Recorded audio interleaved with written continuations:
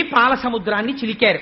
తొలుకారు మెరుగుకై వడ్డి తల్లతల్లమని మేను మెర్రయ ధగధగమనుచున్ కలుముల నీడెడు చూపుల చెలువంబుల మొదలి టెంకి సిరి పుట్టెన్రుపా. అపాసటి కాంతితో తెల్లటి వస్త్రాలు కట్టుకుని పద్మాననే పద్మభూరు పద్మాక్షి పద్మ సంభవే అని ఆ పాల సముద్రంలోంచి నల్లని కన్నులతో సొగసైన చూపులు ఇలా మాతృవాత్సల్యంతో అందరి వంక చూస్తూ లక్ష్మీదేవి పాల సముద్రంలోంచి ఆవిర్భవించింది. అమ్మవారి చూపులు ఎంత దిశల వరకు పడ్డాయో అంతవరకు దరిద్రములన్నీ తొలగిపోయి అందరూ ఆనందమును పొందారు. లక్ష్మీదేవి జన్మించింది. ఆనాడు పాలసముద్రం దగ్గర ఉత్సవం జరిగినట్టు జరుగుతోంది. నేను ఇక్కడ నమ్మి ఒక మాట చెప్తున్నాను.